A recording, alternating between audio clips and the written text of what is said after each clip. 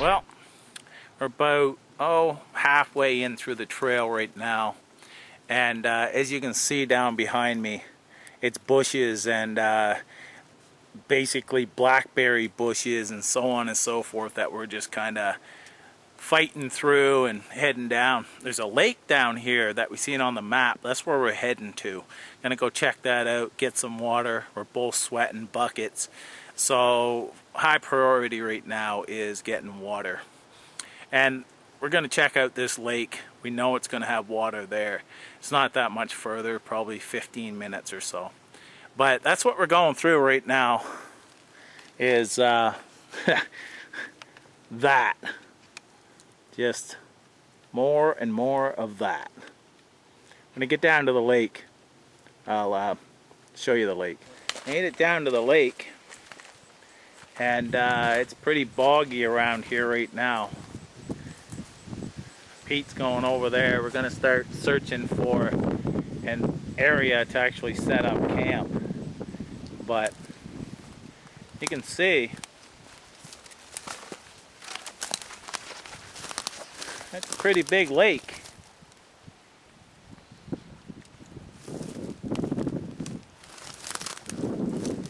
Just came on top of that hill again.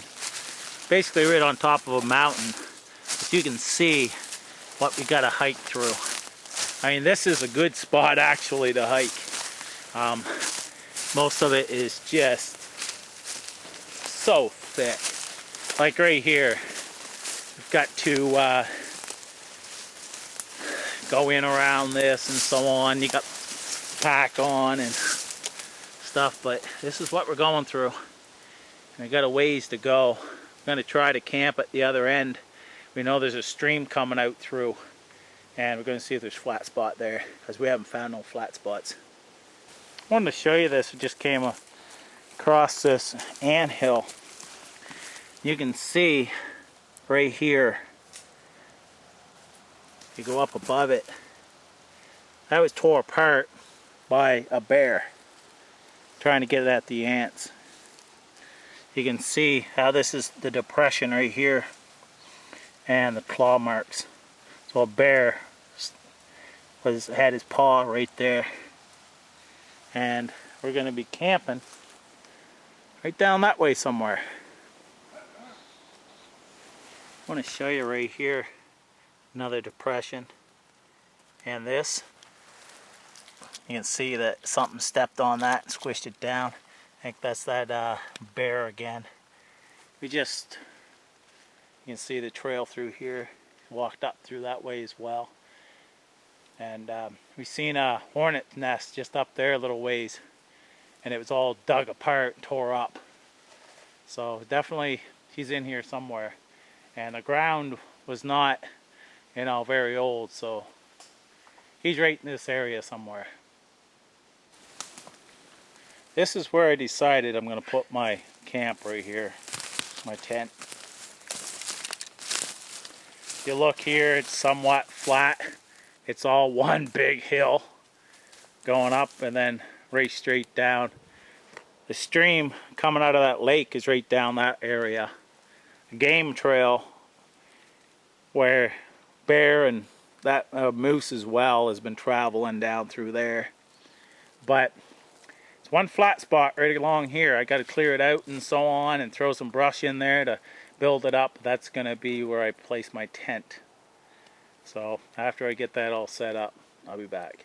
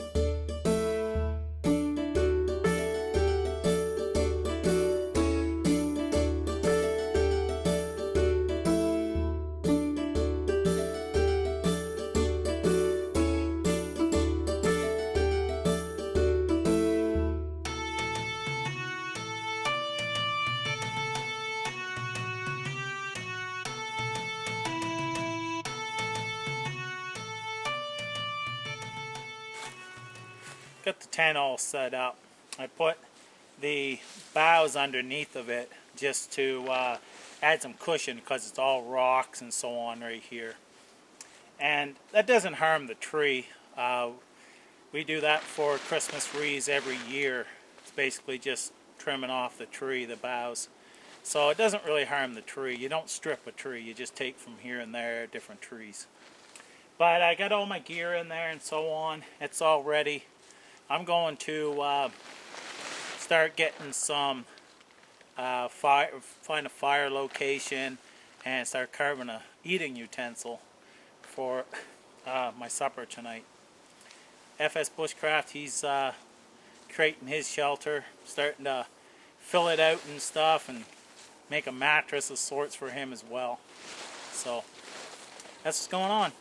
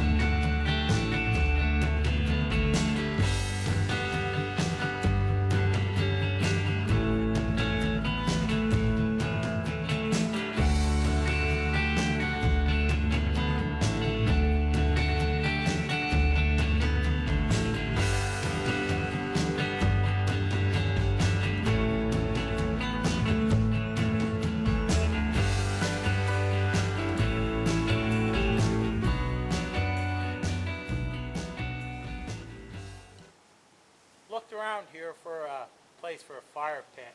Right on top of this big rock, I cleared off all the moss all around it, the debris and such. The ground is damp, so if a spark does fly over, it will go out because the ground's damp. But I put these rocks up here just to contain sparks and plus our fire. But it's right on this giant boulder here, so it isn't going to go nowhere. Don't have to worry about roots lighting underneath or anything. So it's a really good place. We don't need a big fire, just enough to cook with. I'm putting rocks down below here so I have a sturdy base I can set my pot. Also, after this heats up and such, I made myself a stick that I can grab the handle and remove my pot from the fire.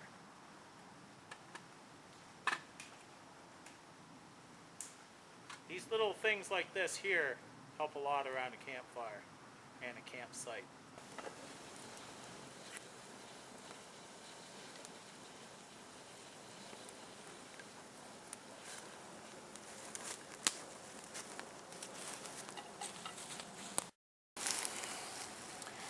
Okay, we're getting really low on light. This thing isn't working very well, but I wanted to show you how the spoon works.